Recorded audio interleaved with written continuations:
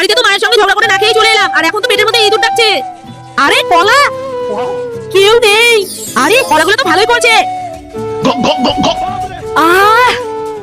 আরে এটা আবার কিসের কাগজ? এগুলো জাদুই কলা। এই কলা যে খাবে ভেতরে সব কিছু সে বাইরে থেকে দেখতে পাবে। তাই নাকি? কিন্তু তার আগে বাংলাদেশি হলে সাবস্ক্রাইব করো, ইন্ডিয়ান হলে লাইক করো। আমি বাংলাদেশি তাই আমি সাবস্ক্রাইব করলাম, আর তুমি তোমার দেশের পতাকাটি কমেন্ট বক্সে দিয়ে দিও। আরে এটা বয়রার বাড়ি না? দেখি তো বয়রা কি করছে।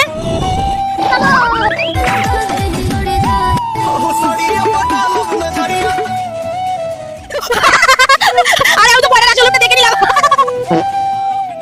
আর এটা ম্যামের বাড়ি না? দেখি তো ম্যাম কি করছে। ठंडे ठंडे पानी से नहाना चाहिए। ছি, তার মানে ম্যাম স্নান না করে স্কুলে আসে আর বাজি করার জন্য আমাদেরকে দোষ দেয়। ছি। আচ্ছা না, অনেক ঠান্ডা পড়ে গেছে তাই না? হ্যাঁ, আরে ঠান্ডাতে আমি রোজ স্নান করে আসি।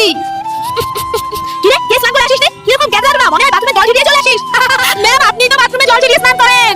হ্যাঁ কি? না না, আই ভগবান। গুদু, তুই টিফিনে কি এনেছিস? আমার মা আজকে আমাকে ফেভারিট জিনিস বানিয়ে দিয়েছে, তোকে আমি দেব না?